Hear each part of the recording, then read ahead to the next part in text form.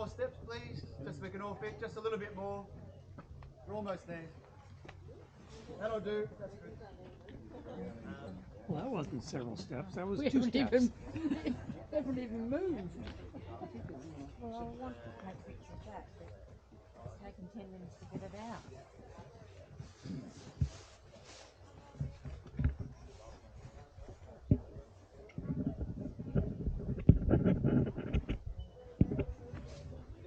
Yeah, we have been here before. It was last year. I remember one earlier. Last year. 12 months. I remember.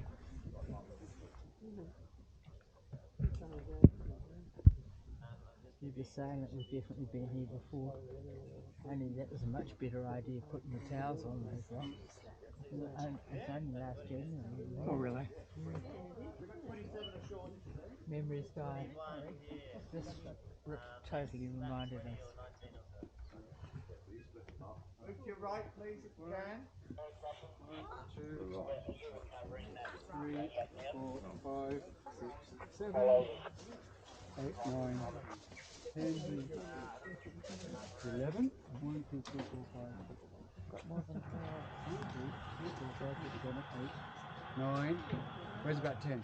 Who's together? Who's not together? I'm missing one up there. All right. Are you up there? Yeah. You up there? Perfect. Okay, there you go. And so you guys with Marty? Okay, I remember you. Yeah. You guys with me. All right. Okay. Too late, I heard. Let's go past. Excuse me. How nice, how lovely. So what we're going to do, we're just going to wait here for a second. A minute, well, half a minute. Let Mark get a head start. A little bit, give him a few minutes head start. Let Mark get a head start. That's something every wood skeleton common. So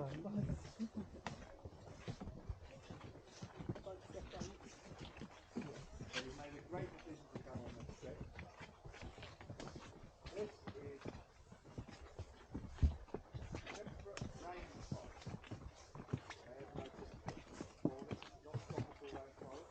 Well, welcome to Astronomer's Point. We are, of course, still in Dusky Sound.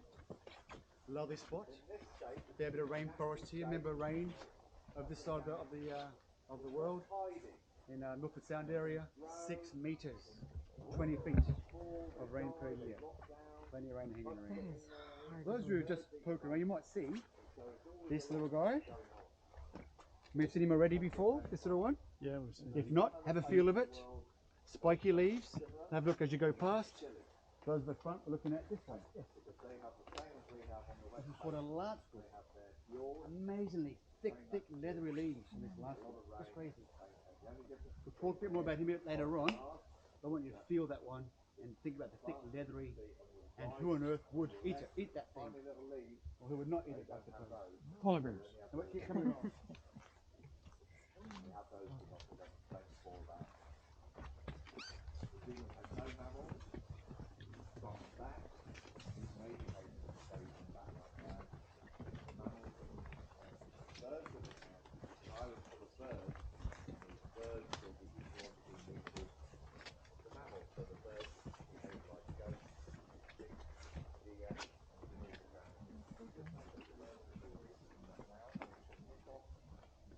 As you go past this little branch, have a look at this.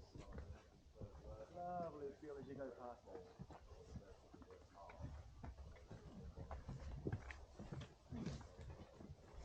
The branch as you come past.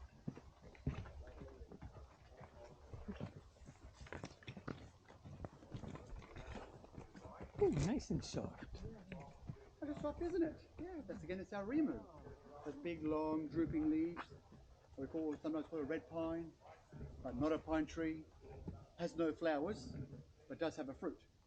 Strange, huh? No flowers, does have a fruit. That's weird. That is very weird, isn't it? Yeah. The little fruit is actually on the outside, like almost like a fleshy seed, I suppose. Yeah, quite weird. So those guys again, the podocarpus. Remember podocarpus? I mentioned a few times. They're the trees, along with the beech trees, that occur here, and Australia, and South America, and Antarctica. Some of those ones are some of the trees that helped to prove how we had Gondwana Remember all those countries joined together along with South Africa back in a long time ago. So down here we've got some lovely little ferns, and these ferns here have a nice little round kidney shape, hence the name kidney fern. And what we're looking at is this little guy here, and maybe you can see my finger through the leaf. You all see that, what I'm talking about? Yes. It's transparent. Isn't it amazing, huh? One over here for you guys, or that way, you can see my finger sticking through. Right there, transparent, single cell only. That's how thick they are, just one cell thick. Quite amazing. The kidney fern. They love growing in these really wet, thick, wet places. If it dries up, kidney fern doesn't like that. Just so thin, loses water quickly. That little kidney fern. This stuff here at the roots, they release a toxin. Well, not really, I guess toxin, poison. We only call it inhibitor, which inhibits the growth of other seedlings in the area. So where they grow, they tend to be the most dominant plant in that little area. You see right here quite clearly, lots of kidney ferns, not much else where they're growing. There's this little toxin to stop that from coming through. Kidney fern right there, Rimu, and we'll keep moving along. More to see. Oh, another one as you go past. At the front, right.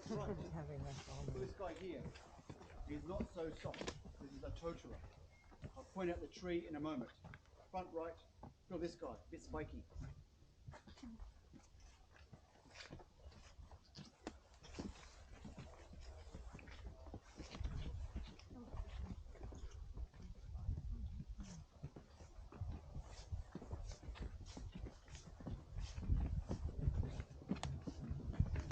Hi, Mr. Spiky. That's not so spiky.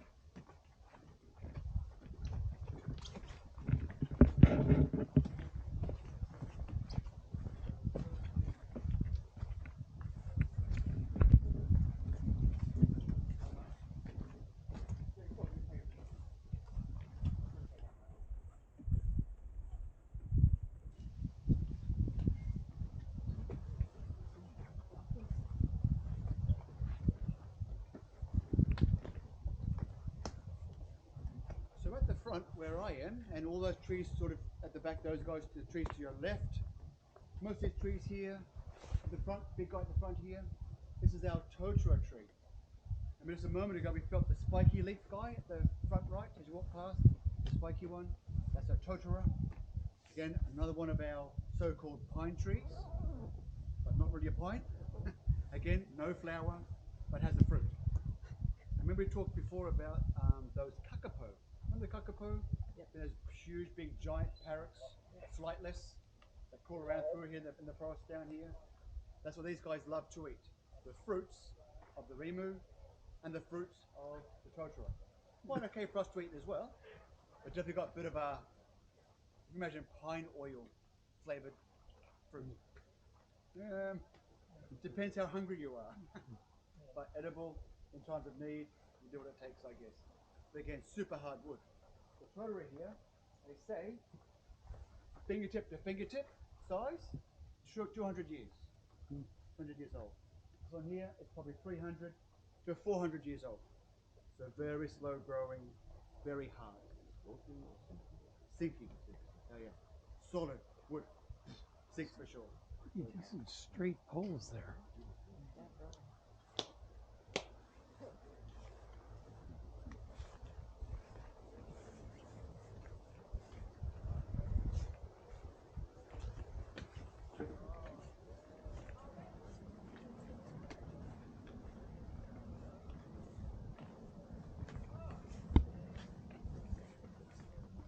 We're going to do a little group photo in a moment. Really group shots.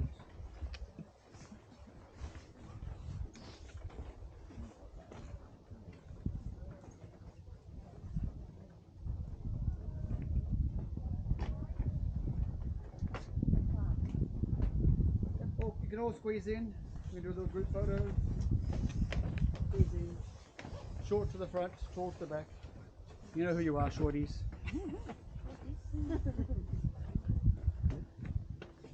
You want to go? No, okay. No. Yes. Go over. For heaven's sakes. Gotta get in group properly. All right. You want to bend There down we a go. little bit? Put that down a bit, yeah. Lower that. That's it. Oh, you know what? Lower That was the best looking group by far so far today. Definitely. All right, here we go. Here we go. Excellent. Well done. Hey, remember our crazy looking lancewood tree? There it is. Getting a bit taller. There he goes again. And heard about the story. What story of the story of the moa? That big giant birds. They were about 3 meters tall. And here's our plant here, having leaves like this, up to about 4 to 5 meters high. After that, it becomes normal looking leaves. Again, to stop the moa from eating the leaves, I suppose. If you're a browser eats leaves, whereas a grazer eats grass. So these big giant birds, the moa, they love to eat the leaves of plants, and this one here, a good defense. Thick, leathery, spiky, keeps the moa away, no problem at all. When you funny- say normal, Sorry? when you say normal, do they get wider or just? No, just look like normal looking leaves. That sort of size. Big ones, but nothing like that. You'd never had no idea it was like this as a juvenile stage. The problem with that little story though, is that of all the trees and plants we have in New Zealand, only one has defense against the moa. What about the other 2,500 species of trees we have here? Those guys have not evolved a defense against the moa. So, makes for a good story. Is there some other explanation? Don't really know. But only this one has leaves like that and changes to normal looking leaves. Nobody else does it. So, the jury's still out just as to why they do that. Here's our rata tree. This is the tree right here. That stump that was growing out. So remember as we came in 5 minutes ago, landed on the rock, and that tree sticking out. Remember my lecturers always talked about that tree that Cook used as the plank, the gangway, to get off. So what big trees often do is that when they're big trees, when they fall over, often branches start regrowing from the trunk. So that tree back there that was hanging over out towards where the resolution was, uses a gangway. We don't know for sure, but it makes for a pretty good story that it probably was. Only because the genus name is Metrosideros, which means iron heart. So hard wood. And as when they fall over, things start growing off them, live for a long time. So many hundreds of years. So I think, well, why couldn't it be? It's only 250 years ago that Cook was here. That stump could well be the exact same stump. Totally could be. Who knows, but that's what I reckon anyway. It's a good story. That's a great story. And here's our Totara again as you go past. Oh man, this stuff is so hard, this Totara. Super hard. Slow growing.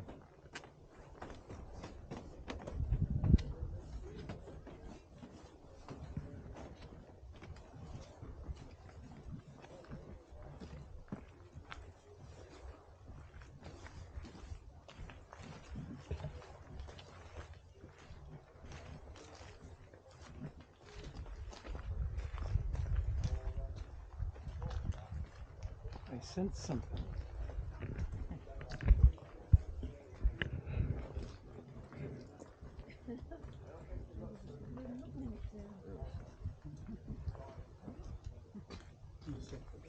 Translate, please. So what do the sandflies eat when we're not here? Seals, Seals? penguins, Yeah. seagull legs, whatever blood they can find. Bird blood, seal blood. Definitely. Well, here we are. This is this spot. This is the place right here where Cook was standing. Definitely. Right there. Guaranteed. At some point. With all this in those nice few blue weeks. metal around. That's right, yes. So Cook was here. This is where he set up his Astronomer Point. We was using the sextant. Remember sextant gives you your latitude from north going down to south. And he was doing this here? Right here, yeah. Doing Never. You need the horizon to prepare for this sex. Well, close enough. Sorry. He had the horizon. Well, he walked just down there. Okay. And got Okay, the okay. horizon. Okay. Yeah. But from here though, he's got the sunlight. 12 o'clock at midday. Always has to be midday, wherever you are. And he's got his clock. Remember the Harrison clock, the H4, and that would tell the time back in England, back in Greenwich. And when you have the time, you work out where you are, longitude, going around the planet. Remember, each hour, 15 degrees as you go around. So using his clock, he saw what the time was back in England, and right here it would have been roughly about 11:50, because we're not quite 180 degrees. Because we're bang on 12 o'clock, that means we're exactly 180 around from England, exactly halfway around. We're just a little bit less than that. So his clock said not quite 12 o'clock. He knew whereabouts he was, the exact longitude we were around the planet. So for this point here, for about 200 years afterwards, this was the most accurately plotted point, or originally the most accurately plotted point on the planet. When he first did this, 1773, this was it. Super accurate plotting. And up until about just 40, 50 years ago, the whole country of New Zealand used this survey marker as reference for the rest of the country, right there. Until just 30, 40 years ago when GPS came along. So only GPS made it a bit more accurate. So he was incredibly clever. This was the reference point for the whole country until recently. Absolutely amazing he could do that. Yeah. But yeah, the whole trick was that Harrison clock, accurate time, that was the key. And once the clock was made, then things were going ahead from there. And we know this is the spot because if you look around, there's lots of tree stumps around here where the trees were cleared to get the accurate sighting. So just over here, there's a tree stump. 250 years ago, there, here, there. These are all tree stumps that were cleared by Cook and his men 250 years ago to get a nice clear spot, nice views of the sun, do his measurements. Plus also do lots of rest, recovery, get some beer into you, have something to eat and drink, and get rid of the scurvy. Yeah, great. So is there a GPS transponder corresponding to this that, because you use a ground located one that you can use along to amplify the... Yeah, I'm not sure what's around here. All right, piece of history right here. Pretty cool. Did they use any of these trees here for their boats, or I'm timber? sure took the wood on for sure. Yeah. Yeah. Spare mast, plywood. Yeah, for sure. All right, we're going to keep on moving along.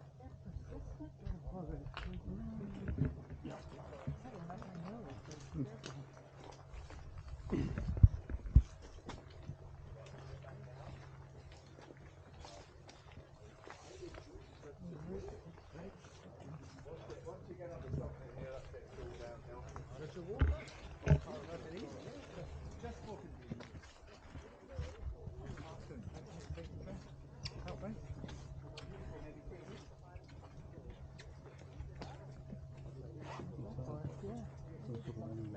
Yeah.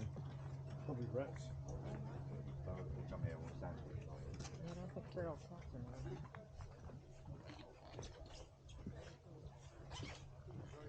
Might be why there's no birds. Before when you first started off to the left with this blue triangle and this blue triangle, that's the big nothing more. This is the most mammal tree country. Yeah, not much to eat. So they say we're growing cheap. Difficult to get it to get to from like the people.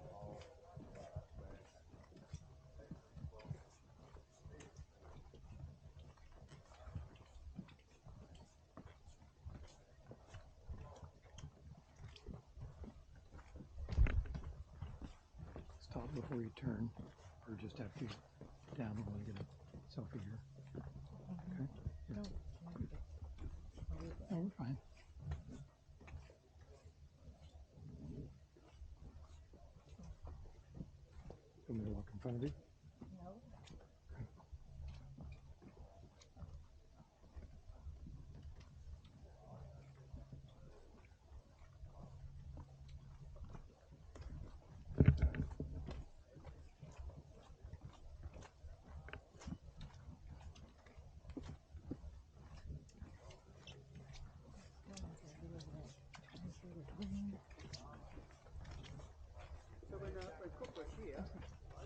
second voyage How's that compared to aboard the Resolution.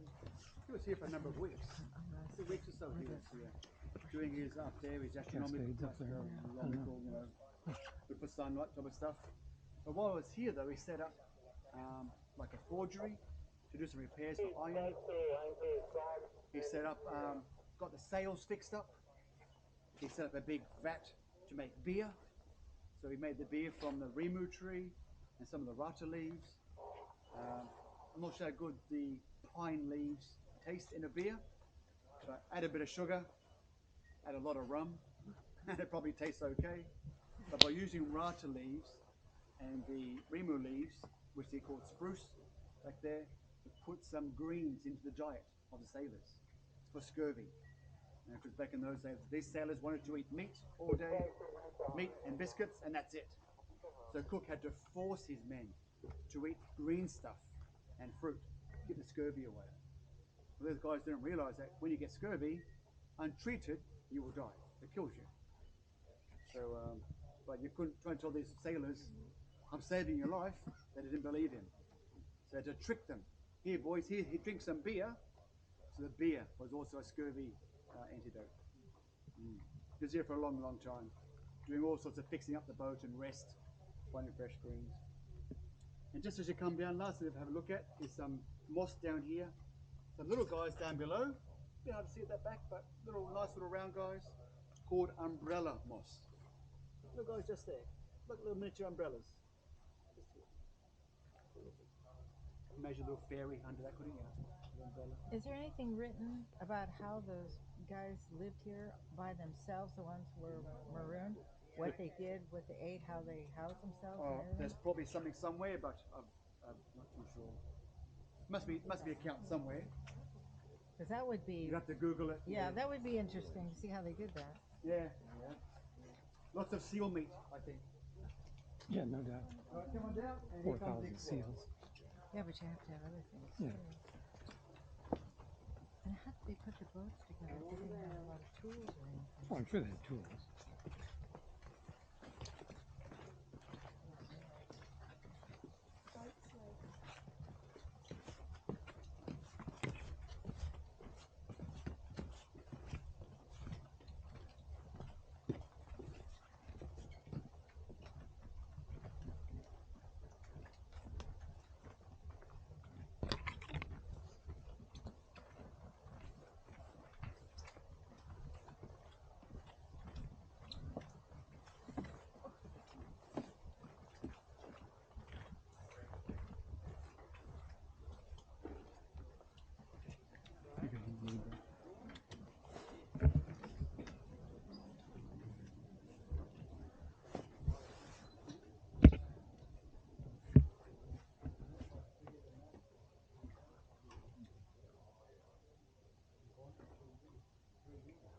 Sure that tree remembers me from last year.